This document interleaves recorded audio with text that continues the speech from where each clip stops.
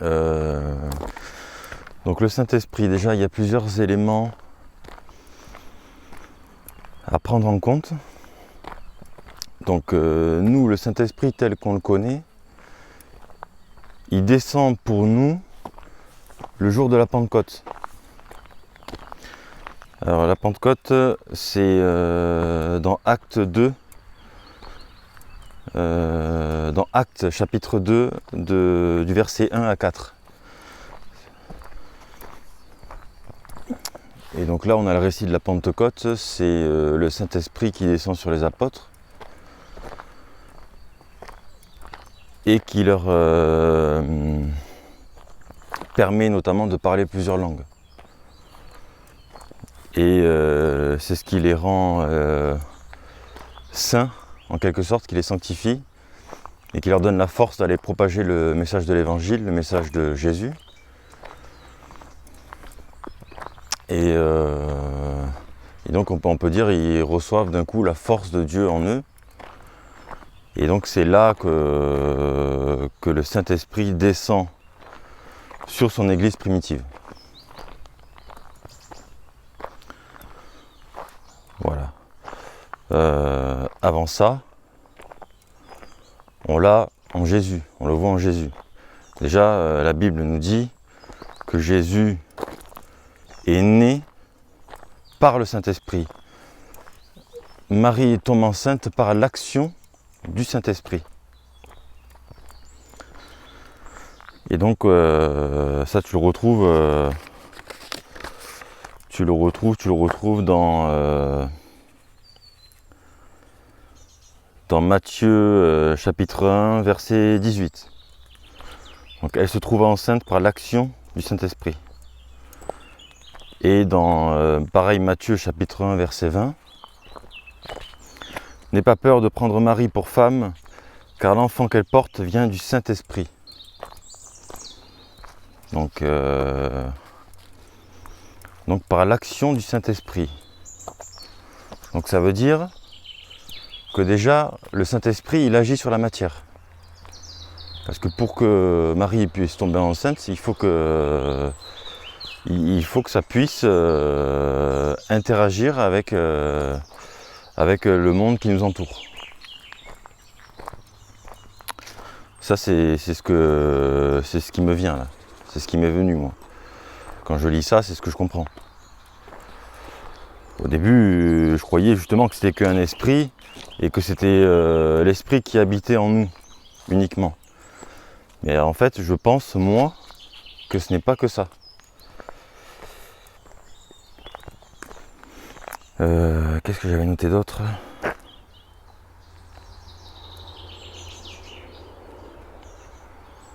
Voilà, ensuite, on peut le voir aussi lors du baptême de Jésus.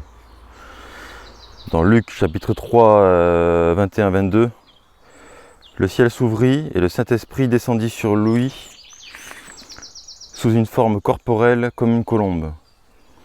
Et une voix fit entendre du ciel ces paroles : « Tu es mon fils bien-aimé, tu as toute mon approbation. » Donc là, on voit le Saint-Esprit descendre comme une colombe. C'est pas une colombe, hein. Attention, c'est pas un oiseau qui descend du ciel, c'est comme une colombe. Et donc, on le voit, le Saint-Esprit, quand il descend. Donc, pareil, il se matérialise. Une autre preuve qu'il se matérialise.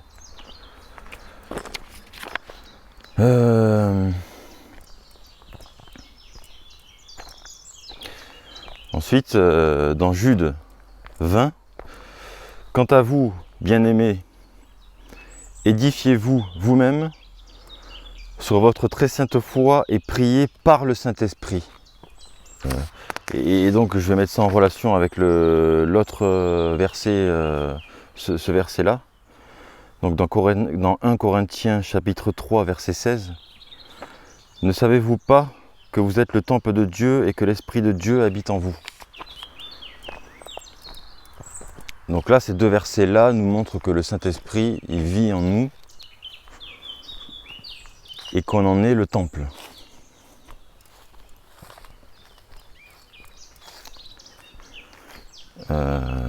Mais donc, j'en reviens à ce que je disais au départ.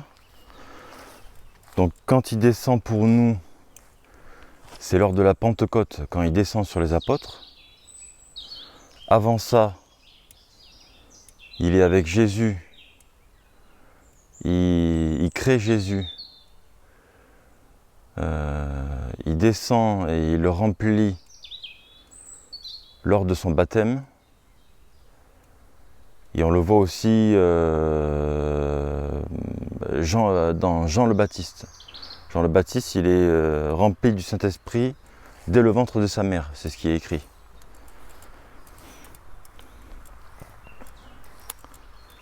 Donc, et ensuite le Saint-Esprit, on l'a tout le long du Nouveau Testament. Et donc ça, c'est ce qui concerne le Nouveau Testament. Mais dans l'Ancien Testament, on n'a pas le mot Saint-Esprit, mais on a l'Esprit de Dieu qui apparaît. Et qui apparaît même dès le début, dès la Genèse. L'Esprit de Dieu qui est au-dessus des eaux, lors de la création. Et puis ensuite, plusieurs fois, l'Esprit de Dieu descend sur des personnes. Là j'en ai noté un, c'est Othniel, donc c'est un juge, et donc l'Esprit de Dieu descend sur lui, j'ai noté le verset exact.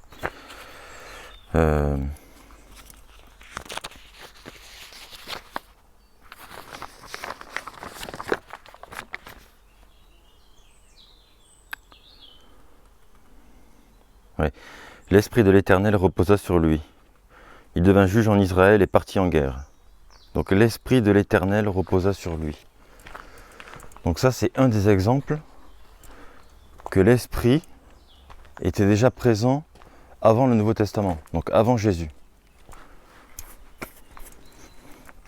Donc en fait, le Saint-Esprit, il est là tout le long de la Bible. Il est là tout le long de la création, en fin de compte, depuis le début.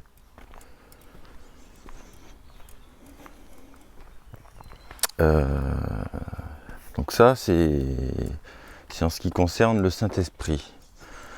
Ensuite, pour bien comprendre le Saint-Esprit, il faut comprendre aussi ce que c'est que la Trinité. Ce que les églises considèrent comme étant une Trinité.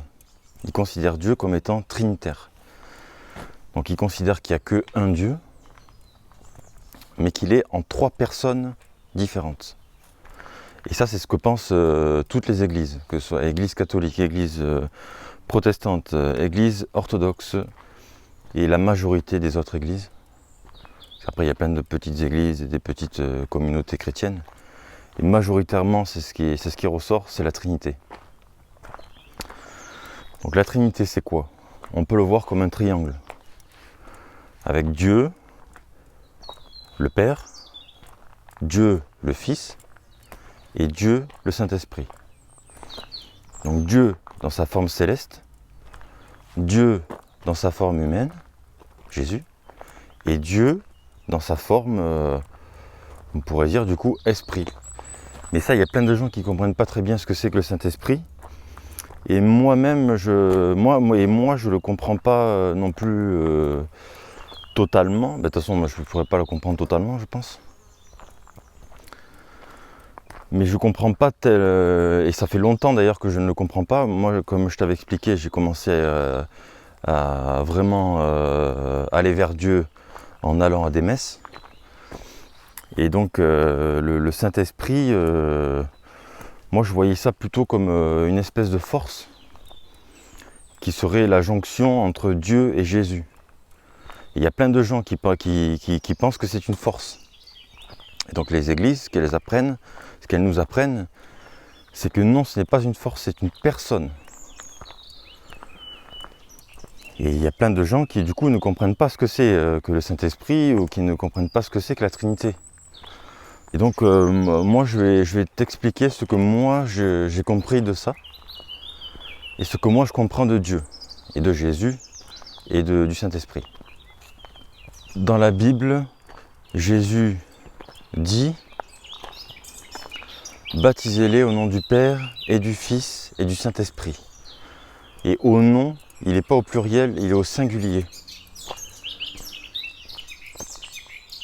Donc c'est la preuve que ces trois choses-là sont intimement liées.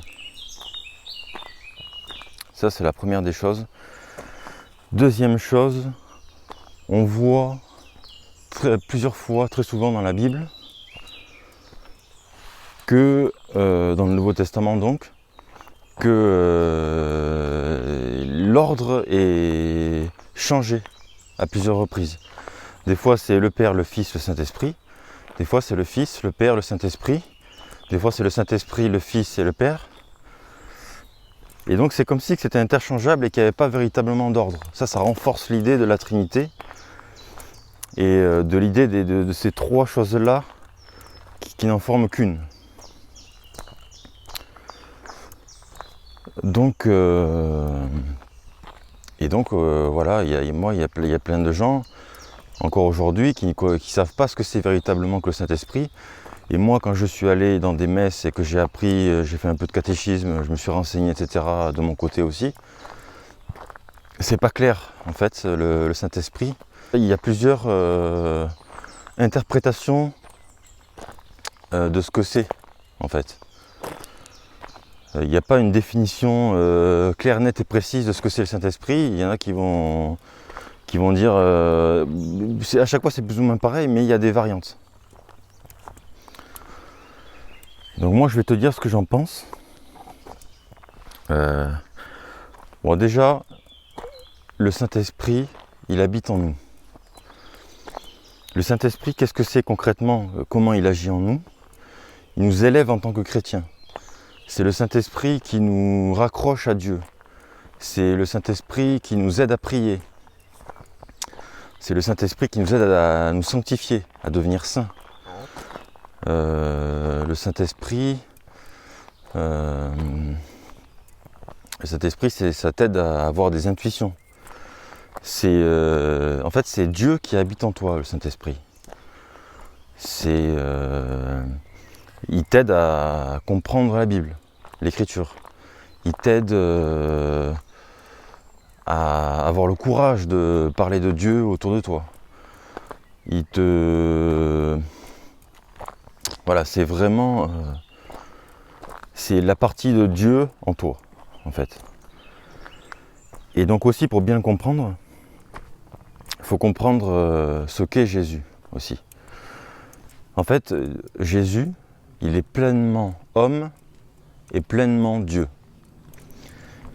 Il est pleinement homme par son côté charnel et il est pleinement Dieu par son côté, par le Saint-Esprit, du coup. En fait, Jésus, il est homme par le corps et Dieu par le Saint-Esprit. Parce qu'en fait, Jésus, étant donné qu'il est sans péché, étant donné que c'est l'homme parfait, il peut être complètement rempli du Saint-Esprit. Et Dieu habite en lui de manière totale. Et donc, en plus par le fait qu'il ait été créé par le Saint-Esprit, donc on ne peut pas vraiment savoir comment ça a fonctionné, mais j'imagine qu'il a un peu de gènes de Marie et des gènes donc divins du Saint-Esprit. Ou peut-être que le Saint-Esprit a... Bon, ça on peut pas le savoir. Ça on peut pas le savoir. Mais donc du coup la connexion entre Dieu et Jésus est complète. Et elle devient complète à 100%. C'est ce que nous laisse entendre le Nouveau Testament lors de son baptême. Et c'est là qu'il commence son ministère et qu'il commence il se va dans le désert, il combat spirituellement le diable, et puis voilà, il va commencer à prêcher, etc. C'est là qu'il devient pleinement Dieu. Mais tout en restant pleinement homme. Parce que Dieu ne peut pas être présent dans ce monde-là. C'est ce que nous enseigne la Bible. Et donc cet esprit-là, le Saint-Esprit, Jésus, l'habite pleinement. C'est pour ça qu'il est Dieu et homme en même temps. Donc il fait son œuvre, etc. Et quand il meurt, qu'après il ressuscite,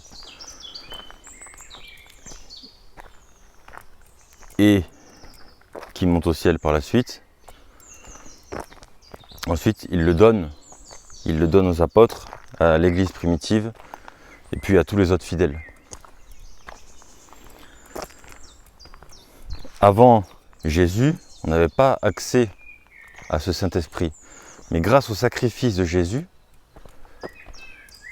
grâce à ce qu'il a accompli, maintenant on y a accès. Comment on y a accès? En le demandant, en priant, en se rapprochant de Jésus. Mais tout le monde y a accès.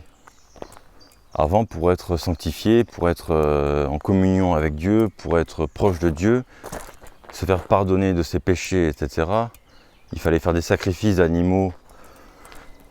C'est ce qui apparaît dans la loi au début de la Bible, dans le Lévitique, etc. Mais le sacrifice de Jésus annule tout ça.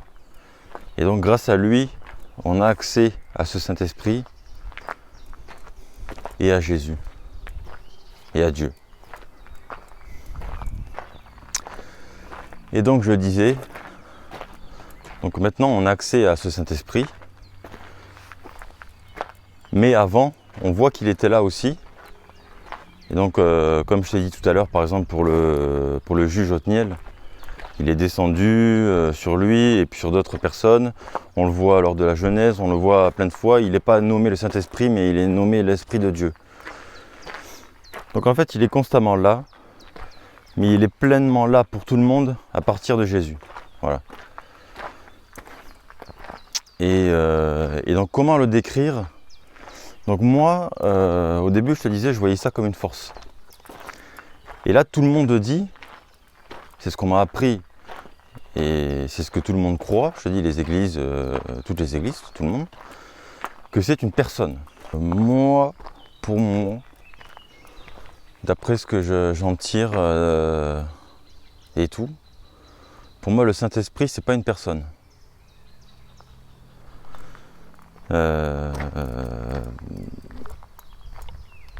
Pour moi, en fait, c'est l'action de Dieu sur la terre. Pour moi, Dieu ne peut pas descendre sur la terre et se révéler à nous directement et apparaître tel qu'il est dans la création.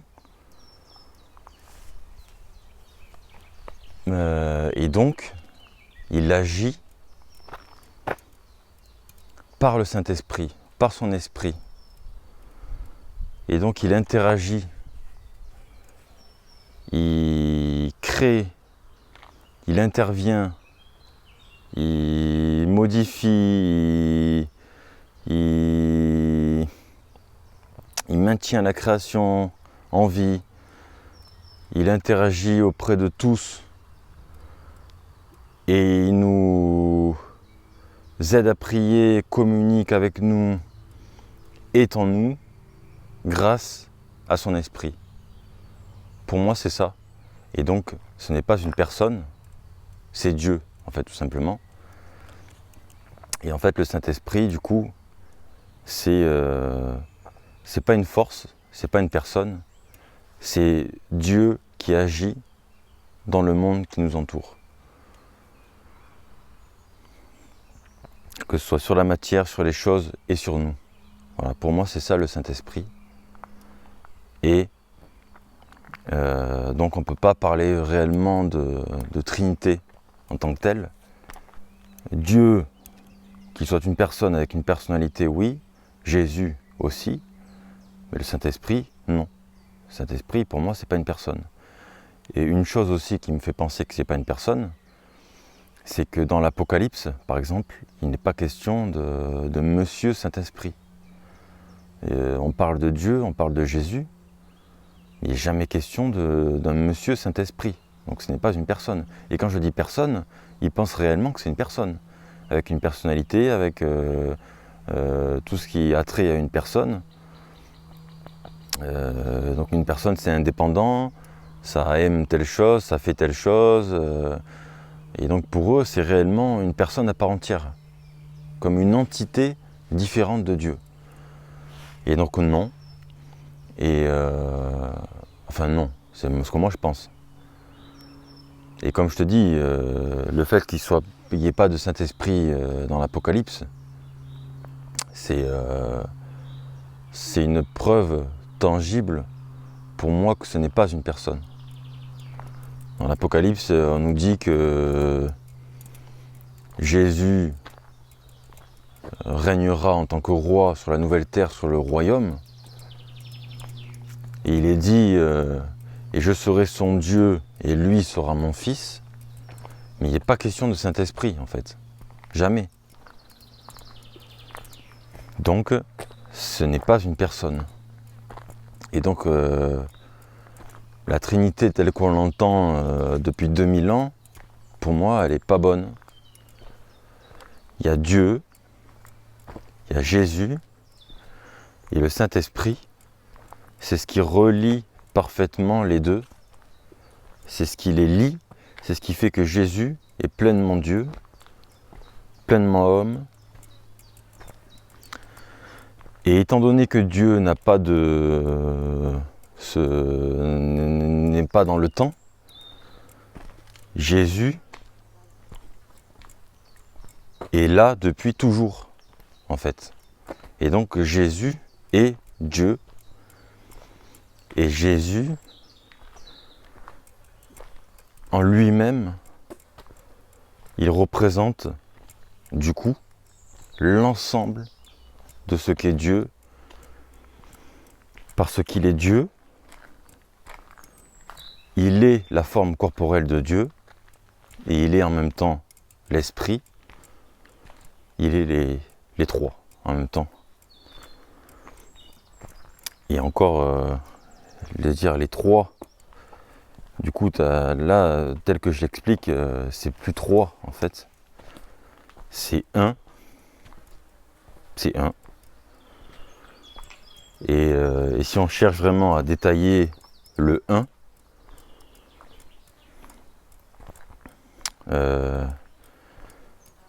eh bien, il y a plutôt une relation entre le Fils et le Père. Et en fait, le Saint-Esprit, c'est ce qui lie les deux. Mais en fait, voilà, étant donné que Dieu n'est pas dans le temps, Jésus, oui, il est né à telle époque, lui-même le dit dans l'Évangile, il dit « Avant qu'Abraham fût, je suis ». Donc ça, pareil, c'est une... Parce qu'étant donné que Dieu n'a pas de limite de temps, dans le temps, le fait que Jésus naisse à l'an 0, ou à l'an moins 3 ou 3, je sais que c'est plus exactement à l'an 0, mais on s'en cogne. Étant donné que Jésus naît à l'an 0, mais que c'est Dieu, il n'a pas de limitation de temps, et donc en fait il existe maintenant, avant, après, tout le temps. Et donc d'où la phrase « avant qu'Abraham fût, je suis ». Ça c'est encore une preuve que c'est Dieu. Et le début de l'évangile de Jean, c'est pareil. Il est descendu parmi nous. C'est Dieu qui s'est fait chair, la parole. Et donc voilà, là on comprend vraiment l'ensemble des choses. Mais donc pour en revenir au Saint-Esprit, pour moi, le Saint-Esprit c'est l'action de Dieu. Et en fait c'est Dieu, c'est une partie de Dieu, c'est Dieu qui agit sur la terre. Parce que Dieu ne peut pas se révéler comme ça à nous. Il est tellement grand. D'ailleurs, à plusieurs reprises dans la Bible, il est dit qu'on ne peut pas voir Dieu en face sans mourir. Et donc il agit par le Saint-Esprit. Là, en fait, c'est comme si que On pourrait représenter ça par une personne qui jette un caillou dans l'eau. La personne qui jette le caillou dans l'eau, c'est Dieu. Et le caillou, c'est le Saint-Esprit. Et le Saint-Esprit agit déjà dans l'air, il fend l'air et il va taper dans l'eau. Donc il contacte de l'eau, puis l'eau ensuite se répand, ondule. Et donc je trouve que cette représentation d'une personne qui jette un caillou, c'est exactement ça. Dieu et le Saint-Esprit, le caillou, qui agit sur notre monde. Voilà, pour moi c'est ça le Saint-Esprit. Et donc c'est pas une personne, c'est l'action. C'est Dieu. Voilà. Et donc la Trinité, pour moi ça tombe un peu à l'eau. Alors oui, pendant 2000 ans, ils ont considéré que c'était comme ça et que c'était comme ça qu'il fallait voir les choses. Mais bon, ils peuvent se tromper aussi. Voilà. Bon, je vais te laisser là-dessus. Ça a été une vidéo un peu compliquée. J'ai eu du mal à réorganiser mes idées là, parce que c'est un sujet qui est compliqué. Et même si j'ai travaillé dessus, c'est un peu délicat de remettre toutes mes idées en ordre et de te faire une vidéo comme ça, nickel chrome, juste de tête. Et autre chose aussi, j'ai pas regardé énormément l'objectif là, je m'en rends compte pendant la vidéo. Parce que le fait de réfléchir, je me suis pas concentré sur ça, quoi. Et donc je te demande pardon, parce que ça va peut-être être désagréable pour toi de me voir. Je sais que le contact avec l'objectif, c'est le contact avec toi. Et donc si je regarde pas cet objectif assez régulièrement, comme si je te parlais à toi directement, tu vas pas te sentir trop concerné. Je sais que c'est désagréable de regarder une vidéo quand quelqu'un ne regarde pas l'objectif, quoi. Mais là, étant donné que ça va demander de réfléchir pas mal, et je crois que je vais pas trop regarder. Donc, de toute façon, ça va pas être parfait là pendant un temps. Moi, c'est les premières vidéos que je fais là. C'est le 3e ou 4e tournage, parce que j'ai plus de vidéos que ça, j'en ai 6 là. Mais en une prise de vidéo, j'avais pu en faire 3. Et donc bah, c'est le début, quoi. Donc je vais très certainement m'améliorer. Et là, je suis déjà content du résultat. Le fait que je puisse parler comme ça de ça et avoir pu exprimer ce que je pensais du Saint-Esprit, étant donné la difficulté de la chose et tout. Donc voilà. Bon, de toute façon, je pensais même pas réussir à la faire la vidéo là. Et comme je t'ai dit au début, j'ai tourné 4-5 fois. Et à chaque fois j'ai éteint, ça me convenait pas, c'était pas terrible du tout, quoi. Donc bon, j'ai réussi, là je vais aller faire le montage et je te publie ça. Voilà. Et donc je te laisse là-dessus. Que le Seigneur soit avec toi. C'était Florian. Salut.